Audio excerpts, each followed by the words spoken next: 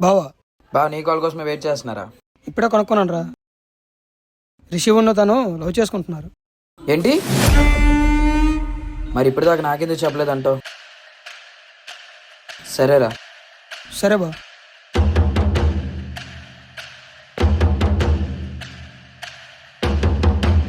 అమ్ము, ఆ అమ్మాయి రిషిలు ఎవరంట?